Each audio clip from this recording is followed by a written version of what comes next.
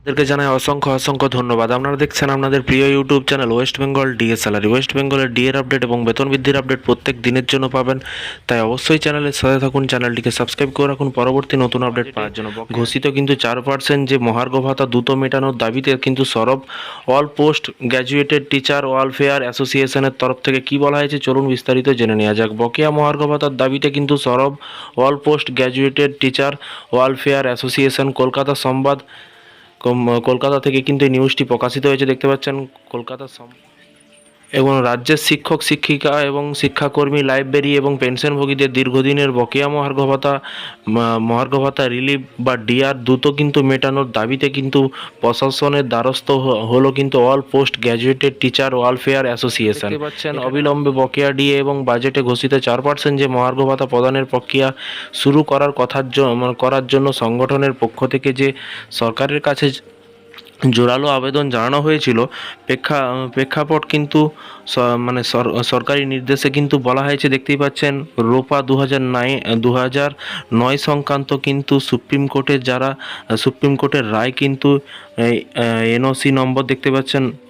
এবং এর পাশাপাশি গত কিন্তু 13ই মার্চ 2026 তারিখে একটি নির্দেশিকায় মেমো নম্বর দেখতে পাচ্ছেন 998 FP2 জারি করে কিন্তু এই নির্দেশিকা অনুযায়ী কিন্তু এপ্রিলে 2008 থেকে ডিসেম্বরের 2019 পর্যন্ত যে সময়কালের বকেয়া ডিএ এবং ডিআর মেটানোর কথা বলা হয়েছে। এছাড়াও 30শে মার্চ 2026 তারিখে আরেকটি মেমো কিন্তু জারি করা হয়েছে 1176 কিন্তু এই প্রক্রিয়াটি দ্রুত সম্পন্ন করার কথা। তবে শিক্ষক সংগঠনের অভিযোগ কিছু সরকারি কর্মচারী এবং পেনশনভোগীরা কিন্তু আংশিক বকেয়া পেলেও কিন্তু গ্র্যান্ট ইন অ্যাড এর আওতাধীন বিপুল সংখ্যক শিক্ষক শিক্ষিকা লাইব্রেরি এবং শিক্ষাকর্মী এবং পেনশনভোগীরা এখনও পর্যন্ত তাদের প্রাপ্য বকেয়া থেকে বঞ্চিত। গত 1 এপ্রিল 2026 তারিখে কিন্তু 1 এপ্রিল 2026 তারিখে অর্থ দপ্তরে এবং স্কুল শিক্ষা দপ্তরের মধ্যে কিন্তু বৈঠক অনুষ্ঠিত হলেও কিন্তু বকেয়া মেটানোর বিষয়ে এখনও পর্যন্ত কোনো দৃশ্যমান অগ্রগতি বা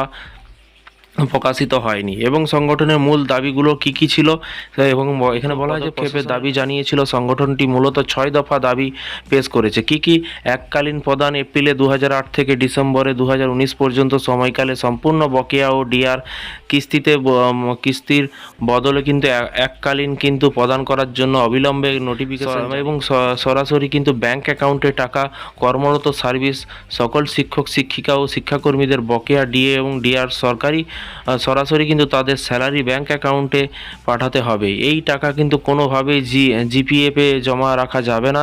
এবং প্রাক্তন কর্মীদের জন্য ব্যবস্থা, যেসব শিক্ষক বা শিক্ষাকর্মী বর্তমানে কর্মরত নন অথবা কিন্তু অন্য কোনো পদে নিযুক্ত হয়েছেন তাদের বকেয়া ডিএ এবং ডিআর নিরূপণ এবং তথ্য কিন্তু সংগ্রহের জন্য একটি পৃথক নির্দেশিকা প্রকাশ করতে হবে। এবং এর পাশাপাশি এখানে বলা হয় যে সংশ্লিষ্ট গাইডলাইন ও আইনি প্রক্রিয়া, এখানে বলা হয় যে সকল ডিডিওদের জন্য কিন্তু একটি সুস্পষ্ট এসওপি প্রকাশ করতে হবে। বকেয়া ডিএ প্রদানের সম্পূর্ণ প্রক্রিয়াটি সহজতর করতে আইওএসে এসএমএস পোর্টালে কিন্তু একটি পৃথক সাব মেনু কিন্তু সংযোজন করে কিন্তু তা অনলাইন ভিত্তিক করতে হবে। এবং ডেডলাইন নির্ধারণ, স্কুল ও মাদ্রাসা সহ সমস্ত গ্র্যান্ট ইন অ্যাড প্রতিষ্ঠানগুলোর কিন্তু কর্মরত এবং পেনশনভোগীদের বকেয়া ডিএ এবং ডিআর আগামী 15 এপ্রিল 2026 তারিখের মধ্যে কিন্তু প্রদান সুনিশ্চিত করতে হবে। নতুন ডিএ কার্যকর রূপা 2019-এর অধীনে কিন্তু রাজ্য বাজেটে কিন্তু ঘোষিত 4% ডিএ কার্যকর করতে অবিলম্বে কিন্তু নোটিশ প্রকাশ করে কিন্তু তা মেটানোর পদক্ষেপ গ্রহণ করতে হবে। এবং এই দাবি তো মঙ্গলবারের কর্মসূচিতে উপস্থিত ছিলেন সংগঠনের রাজ্য সম্পাদক চন্দন গোরই এবং যুগ্ম সম্পাদক আশরাফ আলী এবং রাজ্য কমিটি সদস্য মহেন্দ্র শেখর জানা সহ অন্যান্য বিশিষ্ট শিক্ষক নেতৃত্ব। তারা হুঁশিয়ারি দিয়েছেন নির্ধারিত সময়ের মধ্যে এই যৌক্তিক দাবিগুলোর মানা না হলে কিন্তু আগামী দিনে বৃহত্তর আন্দোলনের পথে হাঁটবে শিক্ষক সমাজ। রাজ্য সরকারি কর্মচারী শিক্ষক শিক্ষিকাদের ডিএ ও ডিআর কিন্তু শিক্ষা প্রতিষ্ঠানগুলির লেটেস্ট আপডেট পেতে চোখ রাখুন সংবাদ এই চ্যানেলের সংবাদ এবং প্রতিদিন ব্রেকিং নিউজ থেকে শুরু করে শিক্ষা, কর্মসংস্থান, এবং রাজনীতি এবং স্থানীয় সমস্যা, সমস্ত রকমের আপডেট পেতে চ্যানেলটিকে সাবস্ক্রাইব করে রাখুন। তো ফ্রেন্ডস, বিষয়টি বুঝতে পারছেন, এই ছিল আজকে একটি ছোট্ট আপডেট। এই ধরনের প্রতিদিন সরকারি কর্মচারীদের বিভিন্ন রকমের লেটেস্ট আপডেট পেতে অবশ্যই চ্যানেলটিকে সাবস্ক্রাইব করে রাখুন পরবর্তী নতুন আপডেট পাওয়ার জন্য। ভালো থাকবেন, সুস্থ থাকবেন এবং নিজের খেয়াল রাখবেন। Thank you.